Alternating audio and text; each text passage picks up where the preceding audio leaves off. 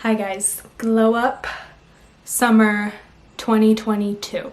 We have 8 months and we're really gonna fully prepare for this one. I, of course, have a full list. I also made a little printout lock screen. The day that this video is going live is also the day that my website, Sarah Elizabeth Life, is going live. Very excited about it. It's just like one cohesive place for all of products that I love, wellness stuff. I'll put the Glow Up little printout list thing. I'll upload that there. That way you guys can download it. Links to all my favorite clothing pieces, skincare stuff. So it's all there. It's the hub for all things wellness, glow up, self-care, lifestyle, all of that. So the link in the description box, it's sarahelizabeth.life if you want to go check it out. So moving on. Glow Up plan. Summer 2022. Okay, we're getting ready. I divided this one into 5 categories. So we have style, emotional / spirituality, self-care, which includes hair care, skincare, whatever, food, and body. Let's start with style. First thing, I knew you saw it coming, Pinterest. There are gonna be some repeats from my last couple Glow Up videos because I feel like there are some staples of the Glow Up that just need to be included. So we're starting off with Pinterest, as we start everything off with Pinterest. I'll leave my Pinterest in the description box if you want any Mediterranean style, European, rich, coastal, living by the sea vibes. That's all on my Pinterest. It's the vision board. It's like Pinterest for me. That's my vision board. You're gonna visualize exactly what you want your summer 2022 to look like. And then you're gonna go shopping. Like I said in the last video, I always try and stick with pieces that are more on the expensive side, but better quality, made sustainably. I know they're coming from a good place. They'll last me a really long time, so. Next thing for style, full closet clean out. Declutter your space, get rid of anything in your room that feels gross or stagnant energy that's holding you down. Just get rid of it. This goes for people too. If you have some people in your life that are just really not energetically making you feel good, just bye-bye. Keep them at a little bit of distance. Don't be mean, but we'll just, boundaries. Next, emotional / spiritual. This is where I really think the true glow up happens. So we're going to be doing yoga, meditating, reading a ton, all of that. So connecting with your breath. I have found the ultimate breathwork exercise. It's the Wim Hof method. He has an app. I will link it in the description box. He is absolutely incredible. I'm obsessed with this man, just what he has done with his life, and his breathwork technique is just, it's incredible. It's literally incredible. I'm not going to get into detail about it. I could do a whole separate video on it, but I don't want to make this one too long. After you watch this video, I want you to go download the app and do one little session of his breathwork because it's incredible. If you're in a bad mood or just in a headspace, I guarantee it will pull you out of it. I literally did his breathwork in the Starbucks drive-thru yesterday because I was just so off and I felt so good afterwards. So connecting with breath. I like to do around 10 minutes of breath work every single day. Then yoga. I try and do around 10, 20, depends on how I'm feeling. A lot of times I'll do a 40-minute practice in the evening. Just depends on how much time I have. All of this stuff, I'm giving you a lot, okay? There's a lot here, but don't feel overwhelmed. It's really hard when I'm throwing all of this stuff at you and it's oh, don't feel overwhelmed. I'm literally giving you an entire guidebook of how you need to completely change your life. But sub in, make time for things that you see more valuable. If you can't do 10 minutes of breath work, maybe shoot for 2 to 3 to 5.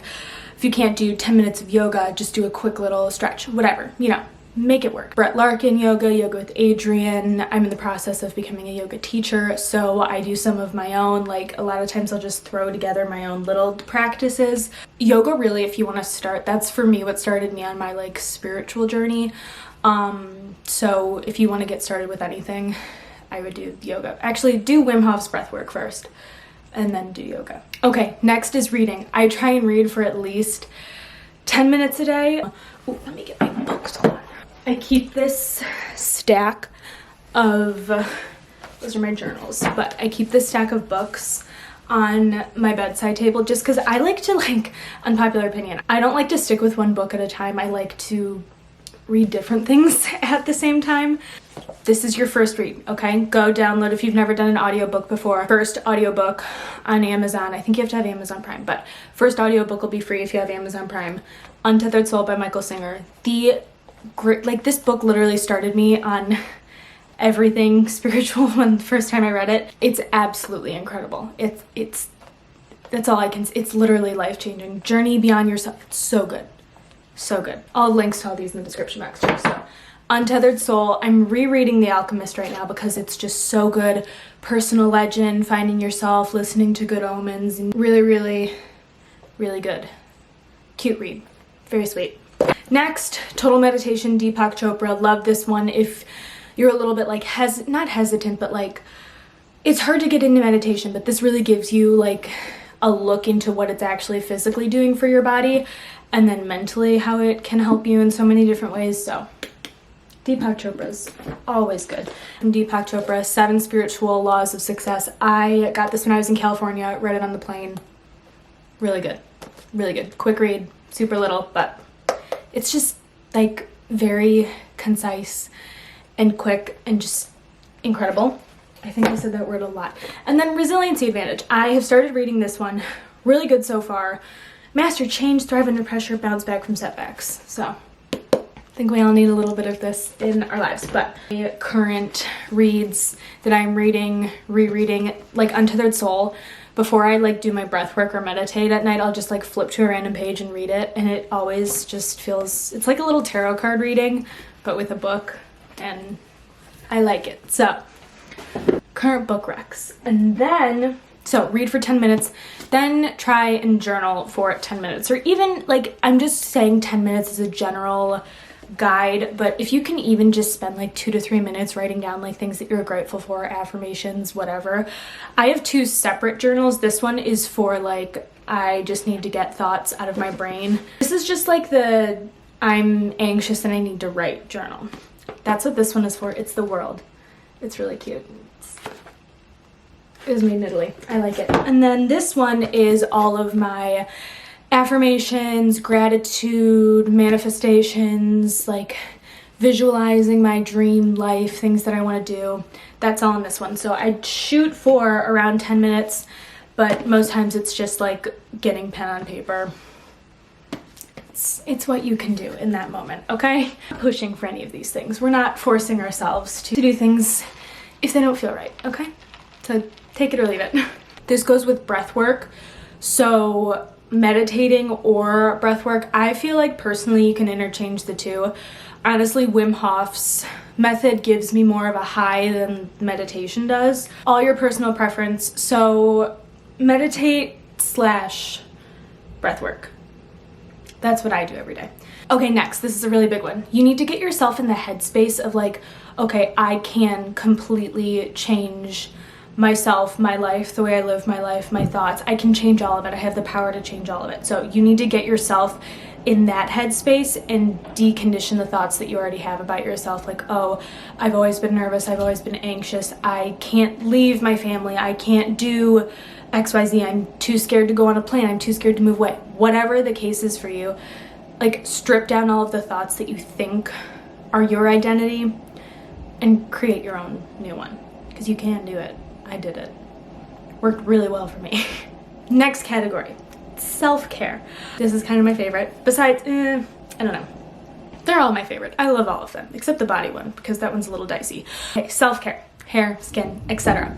We need to get our hair like flowing, beautiful, soft. Like the day before I know that I'm gonna wash my hair, I only wash my hair 1 to 2 times a week, if that.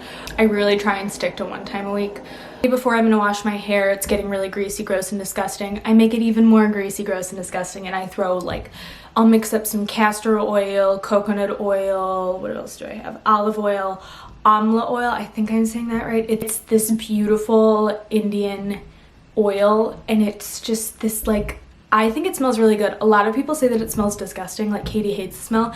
I think it's very, very like fresh and like medicinal, but I like that kind of stuff. I'll put those all in a bowl, mix them up, and then throw them in the microwave for like 30 seconds, nice and warm and beautiful, and all of the oils come together. And then I just really get in there and massage it into my scalp, flip my head upside down, massage the oil into my scalp and the ends of my hair for around 5 minutes. That's called the inversion method. Does wonders for hair growth. What is wrong with my nose?